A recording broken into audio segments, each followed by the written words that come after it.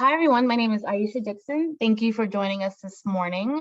This is going to be a wonderful presentation, especially with everything that's been going on this year. I think we all need a little time to learn more about mindfulness and kind of how that plays a role with our own self-care and self-awareness. So thank you to Maria, who coordinated this program with Diana.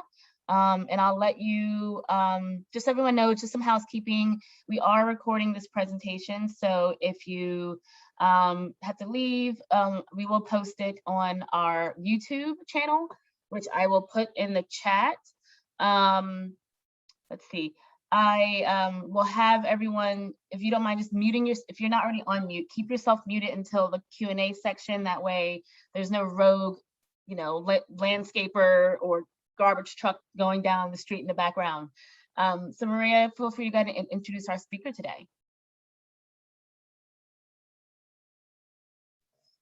I'm just going to do a little brief preliminary warning. My dogs are extra yappy this morning, so hopefully this goes well.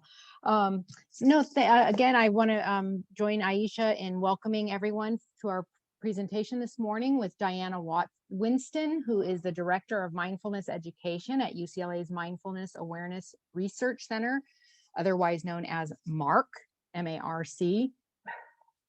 Diana is the author of the Little Book of Being, Practices and Guidance for Uncovering Your Natural Awareness, and she's also the co-author of Fully Present, The Science, Art, and Practice of Mindfulness. The LA Times called her one of the nation's best known teachers of mindfulness. She's taught mindfulness since 1999 in a variety of settings. And she is best known for including hospitals, universities, corporations, and nonprofits, schools in the US and Asia. She's a very sought after speaker, so we are very, very grateful to have Diana with us this morning. And without further ado, let's just go ahead and ask Diana to give us all the good stuff. Great. Well, thank you. Hi, everyone. Nice to meet all of you. Happy to be here and to share with you about mindfulness. And there's a lot of different aspects that I'll be offering to you today. We'll be talking about the science of mindfulness and some of the benefits to you, how it might be helpful, especially during these times. And then we'll be practicing it. We'll be giving it a try and see how that goes, and have plenty of opportunity to check in and see how it might be useful in your life. So I'm going to share my screen. And here we go. So that we have, one moment. All right, so that we have a sense that this is in particular to go over some of the science behind mindfulness. So I'm calling this an introduction to mindfulness for reducing stress and increasing well-being in challenging times. And I'm the director of mindfulness education, as Maria mentioned, at the UCLA Center. And I'll tell you all about our center at the end and how you might learn more about and get involved. So just to get started so that we're all on the same page, I like to define mindfulness as paying attention to our present moment experiences with openness, curiosity, and a willingness to be with that experience. So it's really about how can we live in the present moment? How do we stay in the present moment? Not lost in the past, not lost in the future, but right here, right now. And these are tools that will help you to stay more present, and I'll explain why that might be useful. It's an ancient practice that comes to us originally from the Buddhist world, but also you can see mindfulness, aspects of mindfulness in most every religious and spiritual tradition. It started thousands of years ago, 2,500, 2,600 years ago. I've now seen it the cover of Time magazine in the last number of years. And it's gained so much popularity. I'm even seeing it in pop culture. This is Don Draper from Mad Men, if you're unfamiliar with this. So mindfulness has, over the last 20, 30 years, spread to many sectors, from the workplace into education and higher education, creativity in the arts, first responders, mental health, healthcare, and much, much more. And there's quite a lot going on at UCLA now, including our center, but also many things for the students. And we do a lot for the students as well. I'll tell you about that as we get there. But also for the staff, for the faculty, and there's many different initiatives going on at UCLA, and then of course worldwide, really. If you're interested in mindfulness, and we'll be learning and practicing it today, these are some of the potential benefits: are reduction of stress and anxiety. And I'm assuming that all of us are stressed right now, because I don't know anybody who is not stressed in this moment. It helps with intention improvement. It cultivates self-awareness, self-regulation, can actually impact our relationships with one another, and it's a great self-care tool. I will say mindfulness is not for everybody. So I hope you have something that is a self-care tool that works for you, especially during these times. And there are many, many things that work for people, from exercise to journaling to your nutrition to connection with others and so forth. But see if mindfulness might be another tool that you can add to your existing toolkit. So let's talk a little bit about the health research behind mindfulness. Mindfulness has shown to be helpful with both mental and physical conditions, so chronic pain, insomnia. It helps with cardiovascular health, and then some of these other issues, anxiety and depression. There's a number of research studies linking mindfulness to improving conditions that are caused by stress. So stress often has an inflammation component, and inflammation is an appropriate response to stress on the body, but unchecked over time can lead to a host of diseases like those mentioned here. Mindfulness is shown to positively impact genetic markers of inflammation, and it also can do things like boost the immune system. So here are studies that looked at healing, and what we see is that when we're under stress, cortisol levels increases, and there is this inflammatory response. The immune system is depressed. With meditation, the cortisol levels decrease, inflammatory response decreases, and immune response increases. And this happens over time, and it can help avoid those chronic illnesses that I was referring to. So an example of this is a study that was done. This was one of the early studies done with people with psoriasis. Psoriasis is that itchy skin condition caused by stress. What happened here was the typical treatment for psoriasis is almost like a tanning bed. You get UVB rays on your skin. They had some people who listened to an audio and practiced meditation along while they were receiving the treatment. And those who did that healed 2.5 times faster than the people who didn't. So it took about a little more than 30 days to clear up, as opposed to the control group, which took 60 days. Or thereabouts. So that's a little bit about the physical health. And just to say, it does help with blood pressure. We've done a study at UCLA looking at mindfulness and insomnia in older adults, and that was published a number of years ago, and found that insomnia symptoms diminished after people meditated over a period of 6 weeks, where they took a course and learned how to meditate, learned how to practice mindfulness, and then they became their insomnia symptoms improved. So it's also helpful for mental health. Mental health, this is just reminding us of anxiety and depression and all the difficulties that we're all facing, whether it is a clinical condition or it's just the general depression and anxiety that most of us are living with in COVID right now. So mindfulness can be helpful. In fact, some of the research done around depression and anxiety is very robust. This is actually the most robust research, that and the impact of mindfulness on chronic pain. So that's where they've done the most studies, the best studies. Because it's so helpful, it's been incorporated into a variety of clinical treatments. So there's mindfulness-based cognitive therapy, which works specifically with depression, but other things, acceptance and commitment therapy for anxiety, dialectical behavioral therapy, which works with borderline personality disorder, but is also used more generally. So it's showing to be very, very useful adjunct. It doesn't replace other things, but it is something that you can add to increase your self-awareness and regulate emotions and just come into a better space. This was a study done in 2011 where 2,500 people were buzzed on their smartphones at random intervals in the day, and they were asked 3 questions. And the first question is, they're right up here, what are you doing? Is your mind on it? And how is your mood? So randomly, you were buzzed. What are you doing right now? Is your mind on it? And how is your mood? So when they looked at the data, the first thing they saw was 49.6% of the time, we're not in the present moment. Our mind is elsewhere, thinking, planning, remembering, worrying, catastrophizing. This is what our minds tend to do. So much of the time, we're not in the present moment. When we're not in the present moment, our minds tend to go to one of 3 places. We go to pleasant things, unpleasant things, or neutral things. If we're not in the present moment, we're thinking about, I just had a wonderful time with my grandchild, or I had a great meal or something, then we're actually still happy. At least this is what was reported with this. But the other 2/3 of the time, we either go towards something that's neutral or we go to something that is unpleasant. And when we report, and the people who reported that reported being unhappy every time their mind wanders to things that are unpleasant.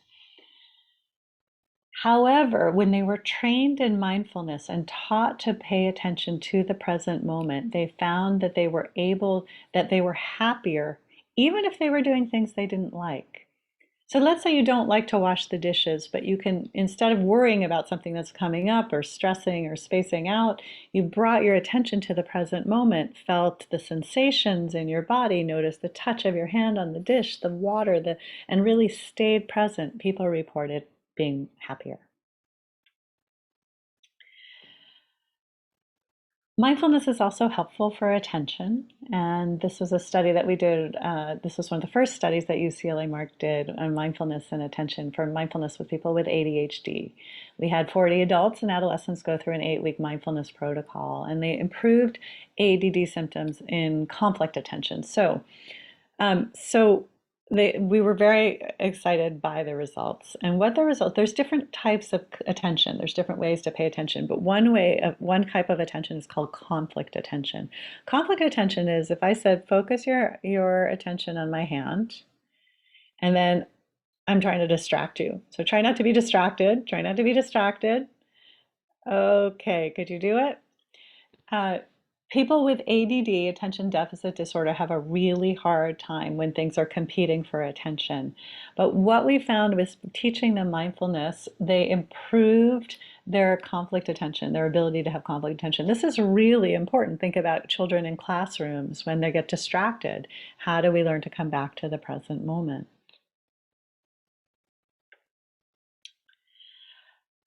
So there's been a lot of studies looking at the neuroscience of mindfulness meditation. And this was one of the first studies done by Sarah Lazar out of Harvard in 2008. And what she did was she looked at the advanced meditators. The advanced meditators are people who've been meditating for 30, 40 years, living in caves in the Himalayas or wherever they were. And so what she did was she did MRIs of their brain and compared them to people of the same age range. So if you look at this chart here, there were 2 areas that were significant. Let's focus on the prefrontal cortex. The prefrontal cortex, the meditators are blue and the control group is red. Okay? This is cortical thickness and this axis is age. So with the red, this is people who do not meditate. As they age, the brain thins out. You probably have experienced this at this point. It's called age-related cortical decline. If you want something else to worry about, there you go. You got something else to worry about. But in the prefrontal cortex and the insular cortex, the meditators, the blue, you can see that their brains did not thin out in these 2 areas. Why are these 2 areas important? Well, let's focus on the prefrontal cortex. The prefrontal cortex is what we think of as the CEO of our brain. It's responsible for executive functioning, for delayed gratification, working memory, flexible thinking, impulse control, all these things that you want to be robust and have lots of gray matter. It didn't happen in the long-term meditators. Now you're probably thinking, so what? These are people who've been meditating for 30 or 40 years. But a study that followed up on this looked at novice meditators who were only practicing after 8 weeks an average of 27 minutes a day. And what they found were also changes in gray matter thickness in these areas that I mentioned here, learning memory. So similar areas to what I mentioned in the earlier slide. This is because of the concept of neuroplasticity. Neuroplasticity is the idea, well, they used to think that our brains stopped changing after about 25. And then they realize now that that's not the case. Scientists know that our brains continue to change based on what we do with them. Over the years, we can create new neural pathways and prune ones that are no longer used. So if you think you're a person who doesn't have great attention, that can be improved, as well as any other particular area that you wish to focus on and put energy towards. Last study I'll mention, just because it's kind of interesting and it was done this year, was with altruism, looking at pro-social behavior. So this study was done with a game, a video game, where there were 300 subjects who were, the game was essentially, it's like a gift-giving game, a generosity game, where you have choices of how you want to spend your fake money, right? The money in the game. And half the group got got a meditation that they listened to, and they were one of our UCLA meditations, and the other half of the group simply just played the game. And as you can see, the mindfulness group donated more than twice times the control group. So there's some indication, and there's other studies looking at pro-social behavior, looking at mindfulness's impact on implicit bias, and other studies that show that, wow, with mindfulness, not only does it impact us personally, but it might also impact how we relate to others and the larger world. And so just for your information, I'll show you that these are some of the studies done at UCLA. Some I mentioned already, the ADHD study. We did some early work with students. The sleep study I mentioned. We've been doing a lot of research on mindfulness for younger breast cancer survivors, and at this point now have a larger study with Johns Hopkins and Dana-Farber, where we're looking at mindfulness for younger breast cancer survivors, and so it's one of the few multi-site studies. You can see a study looking at differential effects in different ethnic and racial groups, and then we've completed the one on MAPS for Alzheimer's caregivers and with pediatric residents. MAPS is just our course mindful awareness practices training for these. Okay, so having said all of that, and happy later on we can go in if there are questions that you have. What I'd like to do now is to go into like what is mindfulness and how would I personally use it if I become interested in it.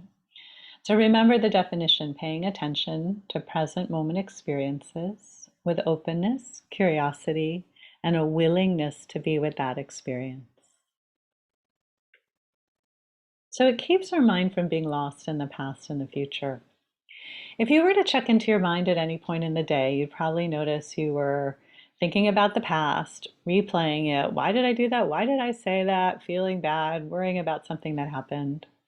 Or planning for the future, thinking about what's coming up, worrying about what's coming up, obsessing about what's coming up, going to the worst case scenario about what's coming up. I don't know if this looks familiar to any of you, but many of us wake up in the middle of the night with a mind that is worrying or going into the past or future. And so if this looks familiar, you are not the only one. Something I like to tell my students is don't believe everything you think in the middle of the night.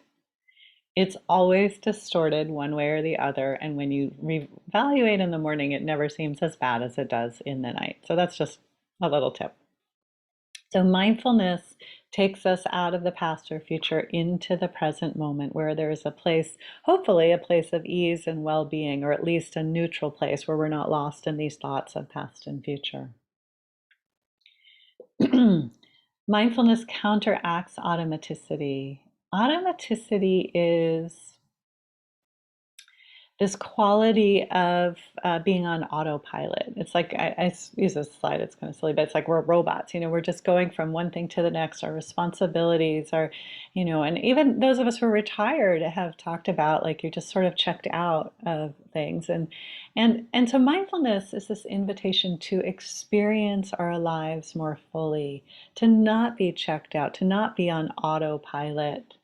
I remember teaching mindfulness with a physician who had just started my class, and after 6 weeks of the class, he said to me, "I've lived on my street for 30 years, and I never knew there were mountains at the end of the street."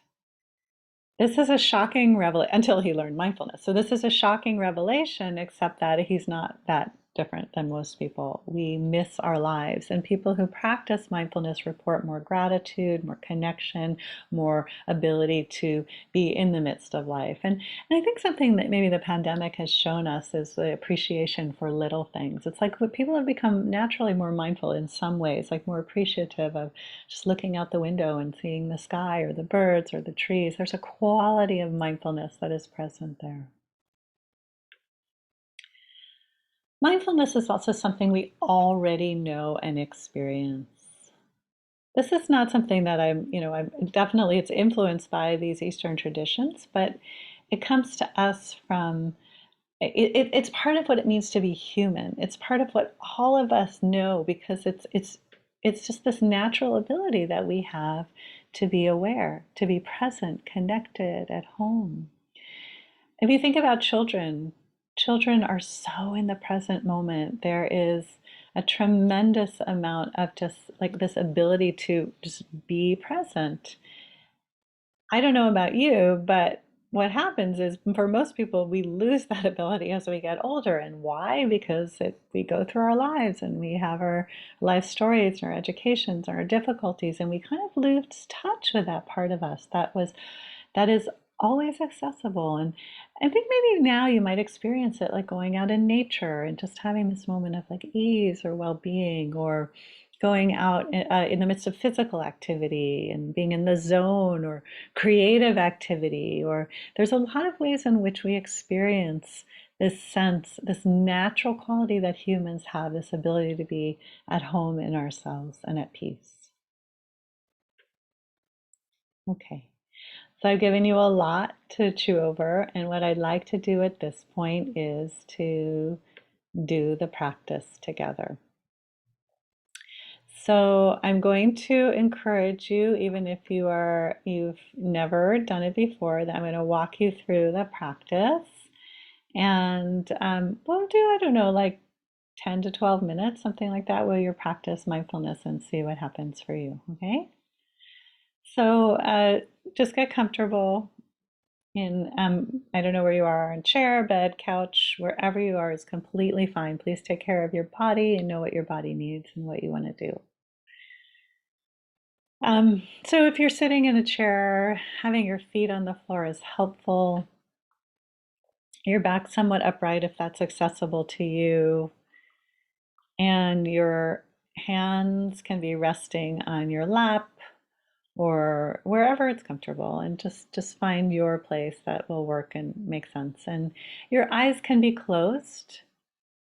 If that does not feel right to you, that's fine to keep them open. If you choose to keep them open, just see if you can look downward, not all around the room. Okay. So let's begin by taking a few deep breaths.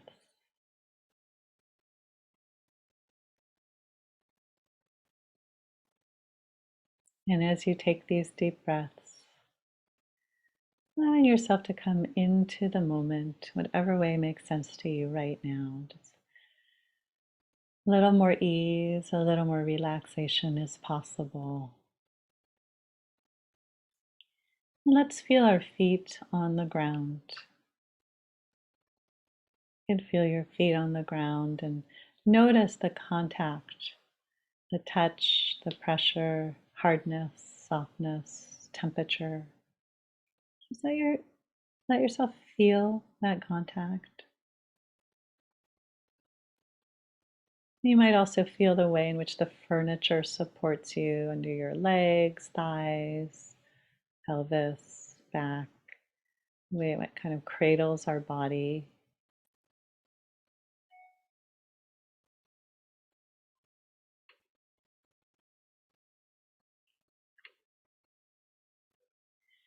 And even though you may be many stories up from the ground, see if you can get a sense of being connected to the earth. Just in your mind, like, okay, there is the ground below me.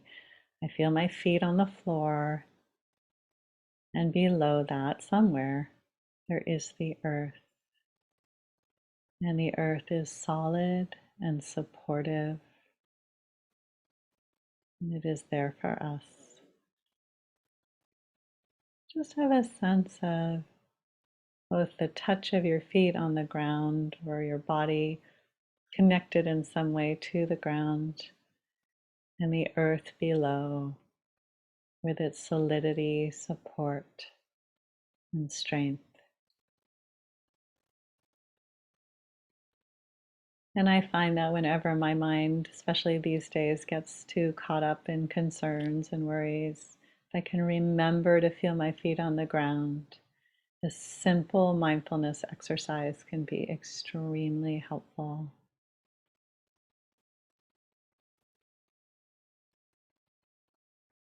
And now let's turn our attention to the sounds around us. There may be sounds in the room you're in, sounds outside the room,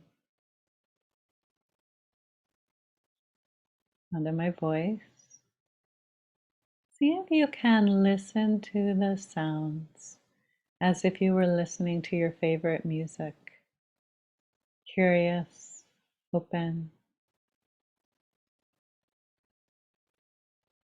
Just noticing sounds without getting lost in a story.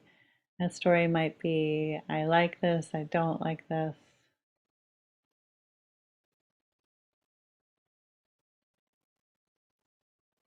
See if you can simply listen.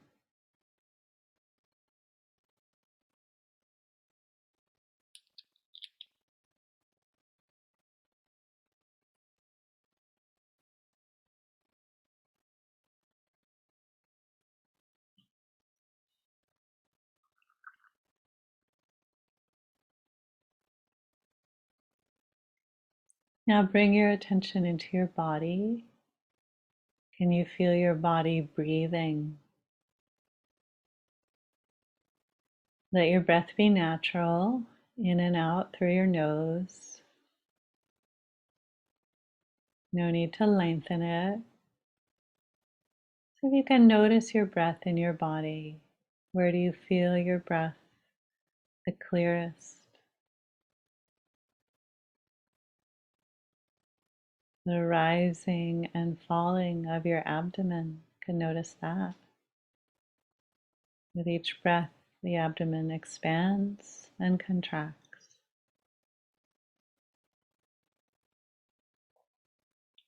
Or the expanding and contracting of your chest. Can you feel that? Up and down, rising, falling. Or the air moving through your nose.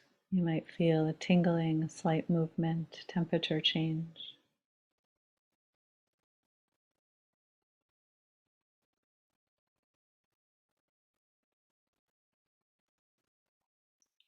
Let's pick something to focus on. You can notice your breath in your abdomen, chest, or nose, or if you liked listening to sounds, or maybe you liked feeling your feet on the ground. It's helpful to have one thing to focus on as we start this meditation. Choose whatever is the clearest or easiest you're most drawn to. and they all work equally well. So just choose if you can't decide.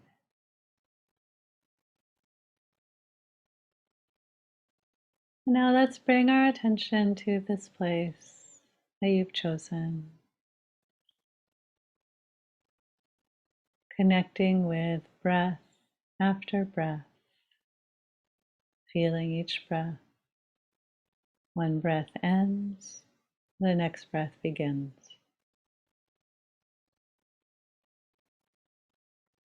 Or noticing the sensations changing at your feet, tingling, slight motion, warmth, coolness, or the sounds as they come and go, whatever you've chosen.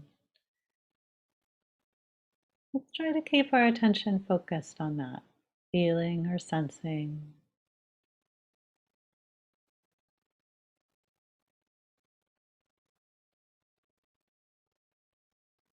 Breath after breath, or sound or sensation after sound or sensation.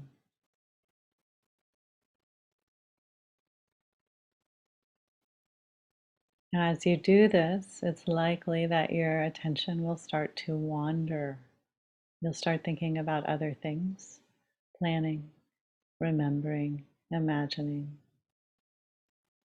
When this happens, you're not doing anything wrong. It's normal that our minds do this.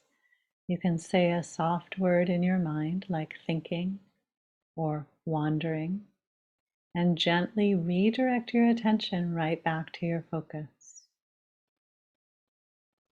So you're with your breath.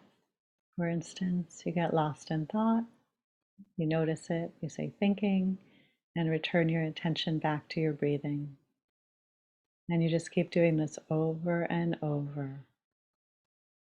Other things may happen. Maybe you feel sleepy or restless or some body aches, or if it's in the background, let it be in the background.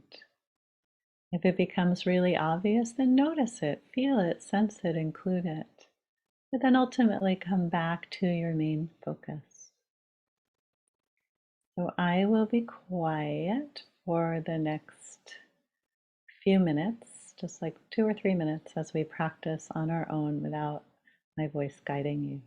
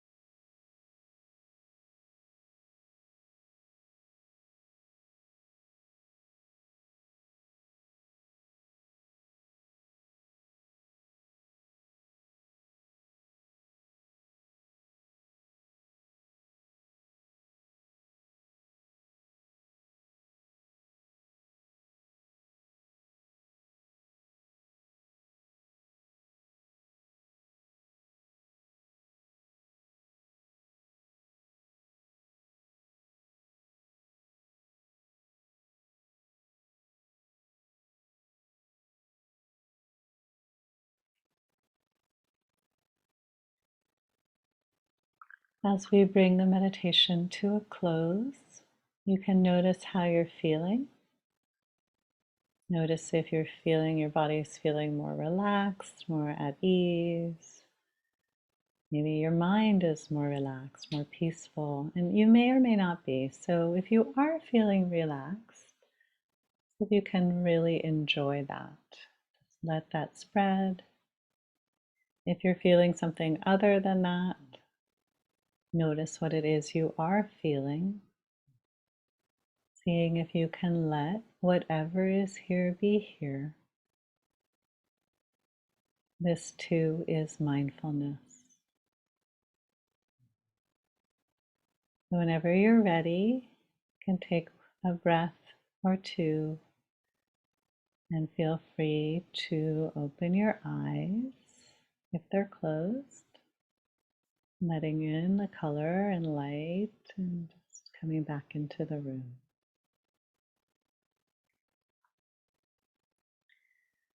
Thank you for practicing with me, and I'd like to take a little time now to hear how that went for you or questions that may have arisen. And you're welcome to either come on screen or you can type into the chat, whatever you'd like to do. But I'd love to hear what happened or questions. Well, I can start it off. So I always find myself wandering off to other thoughts, and I just always have to, I guess, be consciously aware and bring myself back. Does anyone else experience that? We can't see anybody else except for a few people, but I would say that's completely normal. That's what happens to everybody. Did you want to say more, Aisha, or was that? Yes, once I'm off mute. No, I mean, I think that's the hardest thing is you kind of, your mind starts wandering and then you want to have like a blank mind, but then you start thinking of, oh, I should do this on my to-do list, or I forgot to do about this. So it just makes it for me a little bit longer because I always try to bring myself back to just being in the moment and not going off in a tangent in my mind.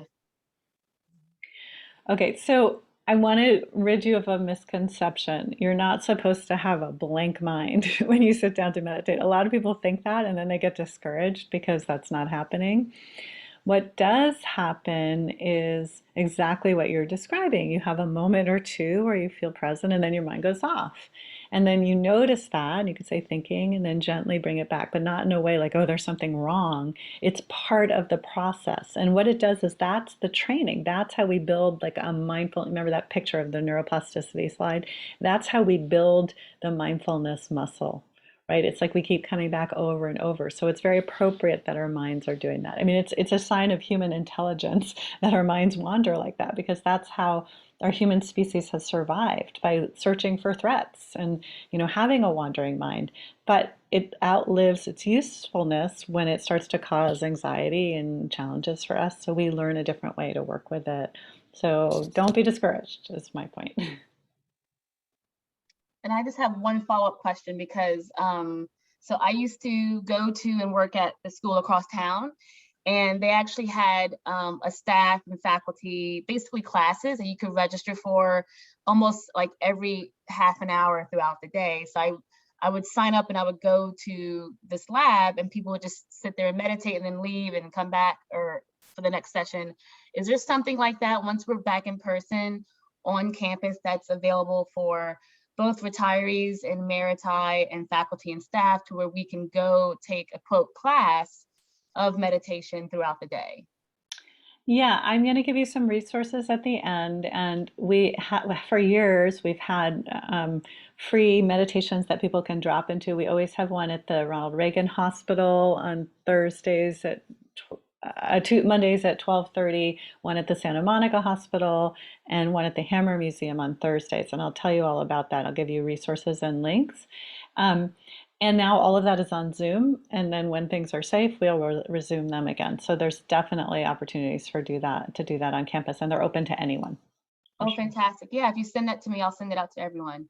Yeah, I'll give you a handout, Aisha, with all the links and everything, so perfect. You can send it out. Great. We do have a question in the chat. Sometimes I fall asleep. Is this normal and how do you handle it? It is very normal, yes. Um, Most of us are maybe not getting enough sleep. I don't know, is that true? Are people getting enough sleep? Sort of. Hmm. Usually not, right? So when you come into a space where my voice is kind of soothing, it's quiet, your eyes are closed, it's very typical people fall asleep.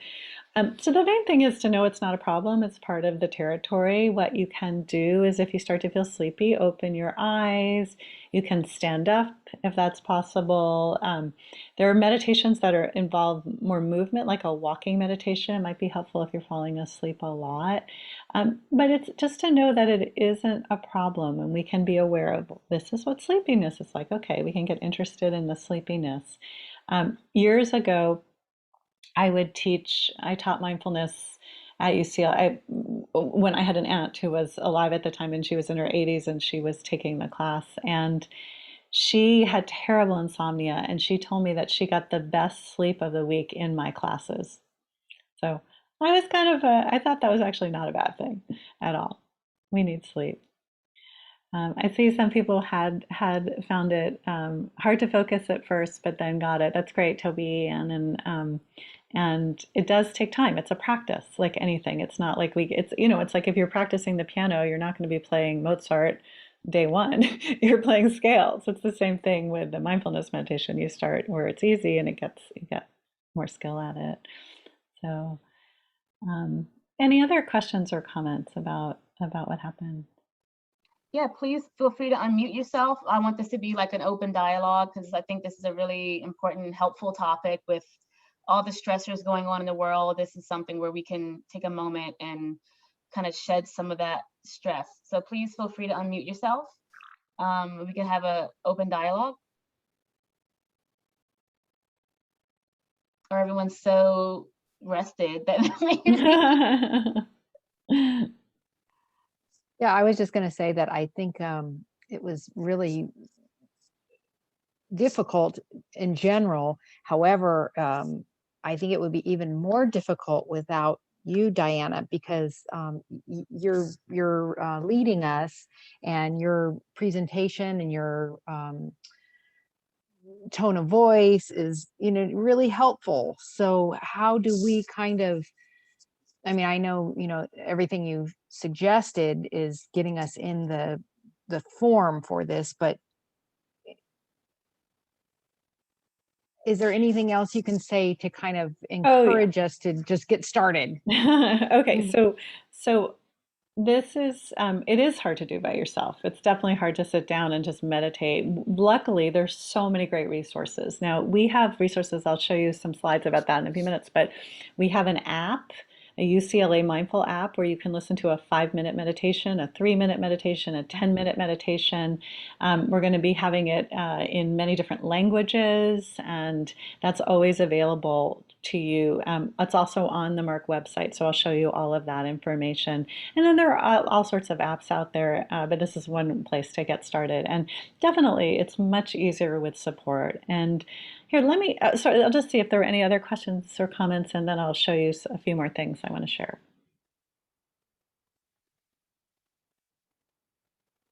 Okay, I'm going to share my screen. So I recommend starting with 5 minutes a day. I anticipate your question. The 5 minutes a day, people have enough time for 5 minutes a day. Even if you don't, if you have a very, very, very busy life, which probably many of us do not these days, it is it's wonderful to be able to just take 5 minutes out of your day. And then you start with that and you can listen to these recordings and you can practice along. And then if you're really enjoying it, then stay longer. And usually people typically go up to about 15 minutes or so, around that amount of time. There are many types of meditation. I want to clarify this point. Just like we think about sports as a big category with hundreds and hundreds of types of sports, as you can see here, I think of meditation as a huge category with maybe dozens, hundreds of types of meditations, and mindfulness is one of them. So just if it gets confusing, like I'm saying mindfulness and meditation, I'm talking about mindfulness, which is my areas of expertise, but there's lots of types of meditations out there, including visualization meditation, meditation that cultivates certain qualities, meditations for healing. Prayer is a type of meditation, so meditation is a big category. Mindfulness is a meditation practice. It's cultivated through meditation. It's also a quality of attention you can have at any time. So this is exciting. So not only do we practice mindfulness as a specific meditation, but we can bring it into our lives, right? We can try it when we're feeling lost, when we're feeling confused, when we're feeling anxious, when we're feeling angry, we can take a moment to be mindful. And that's why I started with that practice of feeling our feet on the ground. You're about to, yell at your spouse, and you just pause for a moment, feel your feet on the ground, take a mindful breath, and you're bringing mindfulness into your life for more ease and well-being. Here's a little mnemonic, and I'll send it on a handout as well. Stop, take a breath, observe, proceed. When you notice that you're about to not be mindful, or you're feeling anxious, or you're feeling angry, or you're feeling worried, or whatever it is, you can stop it, take a breath, and then observe. And when I say observe, we notice what's happening inside our bodies and mind. Like, what is going on here? My heart is racing, my stomach is clenched, my jaw is tight. Okay, notice that. Take a few more breaths. And then as we do it, we calm ourselves down and we can proceed with more awareness and perhaps more kindness to ourselves. So all that being said, I want to share with you just some resources. This is our center. We've been around now, it'll be 15 years in August, which I cannot believe. But this is what we do. We teach mindfulness. Basically, at this point, it's worldwide, particularly since everything now is virtual. So we do a lot within UCLA on campus, as I mentioned, to students, staff, faculty, a lot in the medical school or in the UCLA health system, really, and then worldwide. And our goal is to foster mindful awareness across the lifespan to promote well-being in a more compassionate society. We want to bring mindfulness, making it radically accessible to all. So we have education and research. We run public programs, free drop-in meditations, which I mentioned. It says citywide, now they're on Zoom. Training of teachers, educational programs, lots of educational programs, everything online, and our signature classes. So on the handout you're going to get, it'll tell you about the free virtual drop-ins Mondays and Thursdays. You just come on and Zoom, click on. We have several hundred people meditating together, and it's a really wonderful experience if you want to try it. And there's a teacher, usually me, but it could be other teachers guiding you through it. And well as live and pre-recorded maps. Maps is just our mindful awareness practices and lots of audios. This is our app. It's available at any of the app stores if you do use apps, but all of it is available. Every single recording is available also on our UCLA Mark website, which you'll get in the handout. This is a book that I co-wrote with a scientist, and it has all of the science and how to practice mindfulness. And this is my most recent book, The Little Book of Being. And then here is Mark, and here's the website. As I mentioned, I will share a handout with all this information, but that is the website to learn more. We have one of the things that we do is we have lots of classes that you're welcome to join, and so you can learn the basics of mindfulness in 6 weeks. You can learn you can do a day or a half day. There are workshops. We have scientists coming in. We have all sorts of things if you want to deepen your opportunity to take this opportunity to go deeper with mindfulness. So I'm going to see if there are any last questions, and then I'll end with a short meditation. I don't have any other questions in the chat, so you can go ahead. Okay, I'll just give it a moment just in case someone had something that came afterwards, just in case.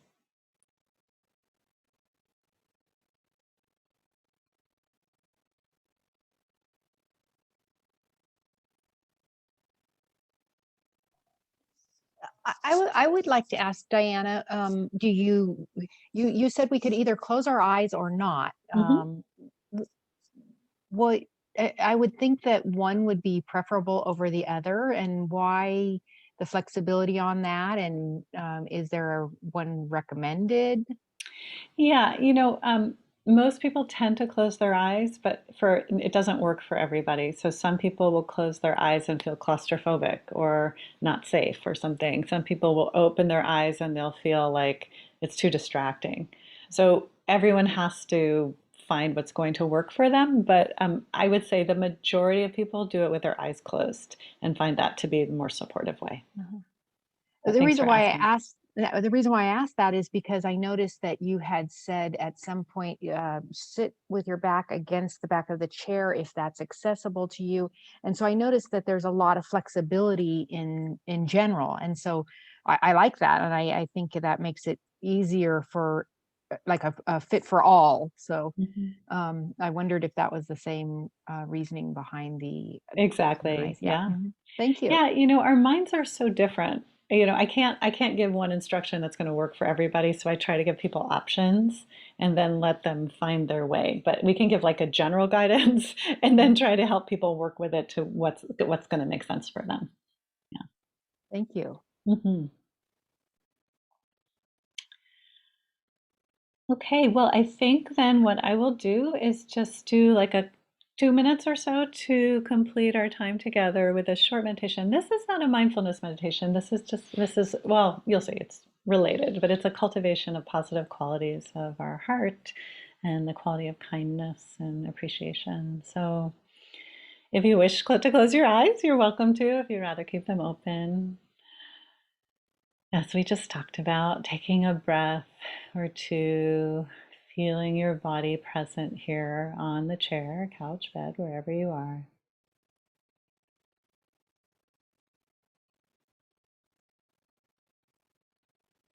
And notice how you're doing as we bring this time together to an end. Notice what's happening in your body, in your mind, emotions. Let's bring to mind someone whom you love, someone when you think of them, you get happy.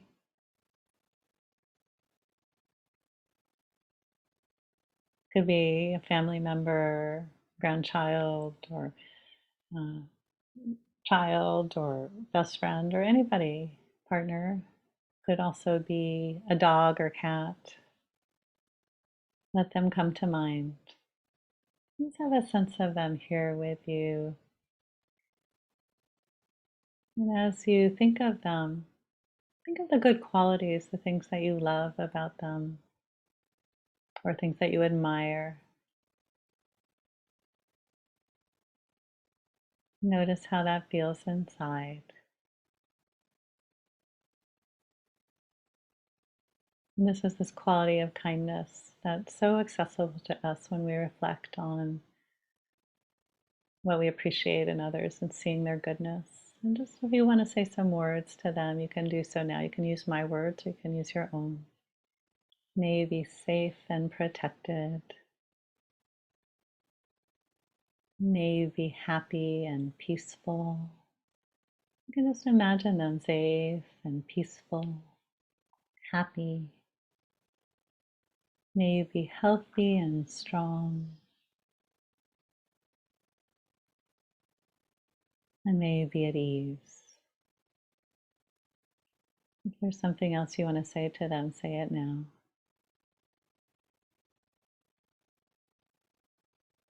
And then let this kindness spread out. You can imagine sending it out to anyone you want, anyone you're drawn to, including yourself. What would it be like to send it to yourself? May you be safe and protected, happy, peaceful. You can imagine groups of people. Imagine friends, family members. May you be at ease. May you weather this difficult time with ease and balance. May you find joy where there has been challenges and sorrow. May there be an alleviation. of this. And just imagine the kindness reaching out into the world, wishing that everyone and everywhere can be happy and peaceful and at ease. And then notice your body right here, right now. Just how am I doing as we close this meditation? If you're feeling a sense of kindness, let it be here. Enjoy that kindness.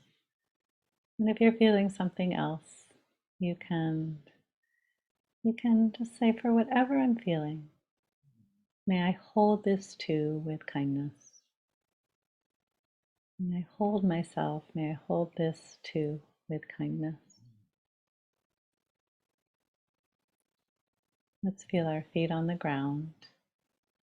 And when you're ready, you can open your eyes.